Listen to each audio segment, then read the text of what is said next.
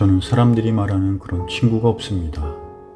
학창시절이나 직장생활을 할 때는 많은 친구들이 있었지만 혈액투석과 신장이식을 하면서 대부분의 친구들이 멀어지기 시작했습니다. 거기에 대해서 하나님을 믿기 시작했더니 그나마 있던 친구들도 모두 떠나갔습니다. 아쉬움과 서운함이 있었지만 그것은 당연한 결과라고 생각합니다. 저부터도 더 이상 그들과 어울려 술, 담배를 할 수가 없고 더 이상 그들과 세상적인 이야기를 즐겁게 나눌 수가 없기 때문입니다. 만난다 해도 관심사가 틀리고 서로에게 즐거움과 유익이 되지 않습니다. 제 휴대폰에는 1000명이 넘는 사람들이 등록되어 있지만 내가 어려운 일을 당했을 때 도움을 요청할 만한 사람은 거의 없습니다. 그렇다고 전화 목록에서 지울 수도 없는 그냥 아는 사람들이 대부분이라고 할 수 있습니다. 때로는 사람들과의 단절된 그런 나의 삶이 외롭고 쓸쓸하다는 생각이 들 때도 있습니다. 그렇다 해도 저의 삶 자체가 늘 피곤하고 아프다 보니 내가 먼저 누군가에게 다가서는 것도 솔직히 자신이 없습니다. 육신의 가족들조차도 나를 온전히 이해할 수 없고 믿음의 형제들도 나의 마음과 나의 형편을 모두 이해할 수는 없을 것입니다. 제 마음은 서로에게 유익을 주며 항상 기쁨이 되는 관계가 되고 싶지만 세상적인 시각에서 바라본 나의 현실은 여전히 혼자이고 여전히 외롭습니다.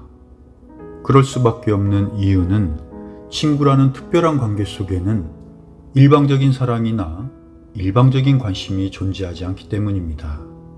세상에서 인간관계가 유지되는 원리는 서로 주고받는 관계가 성립되는 것이고 상호 소통이 이루어질 때 친구관계가 유지될 수가 있습니다. 형제사랑 역시 언제나 서로 사랑하라는 것이지 일방적이고 무조건적인 사랑을 강요하는 것이 아닙니다. 요한복음 13장 34절입니다. 내가 새 명령을 너희에게 주노니 너희는 서로 사랑하라. 내가 너희를 사랑한 것 같이 너희도 서로 사랑하라. 세상에서 하나님의 사랑과 가장 근접하다고 할 수 있는 부모의 사랑조차도 때로는 완전하지 못하고 깨질 때가 있습니다.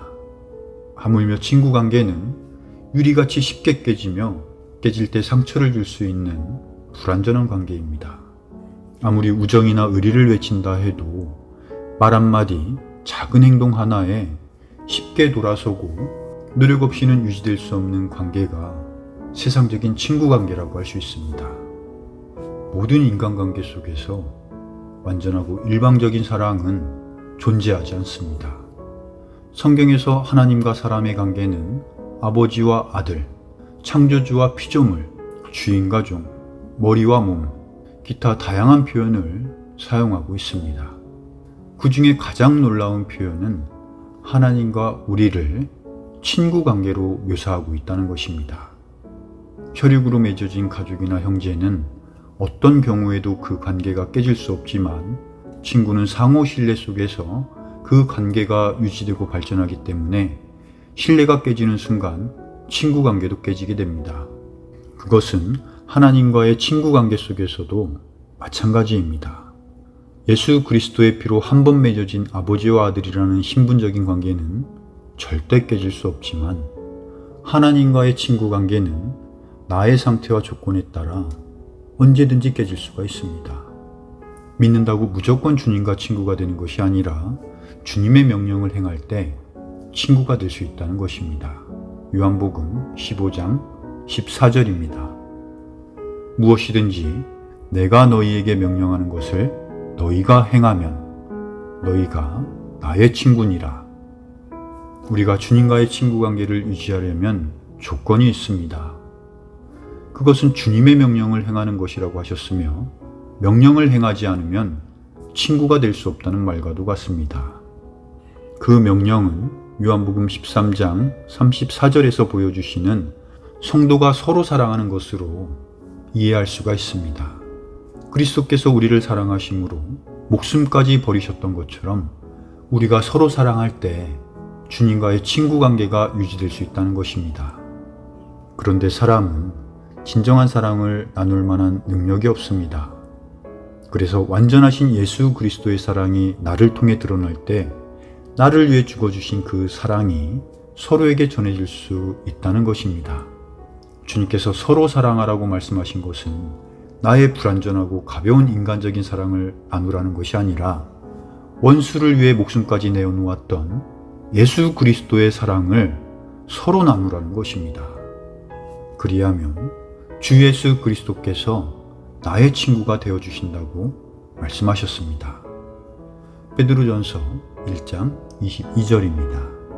너희가 성령을 통해 진리에 순종함으로 너희 혼이 깨끗하게 하여 거짓없이 형제들을 사랑하기에 이르렀으니 순수한 마음으로 뜨겁게 서로 사랑하라.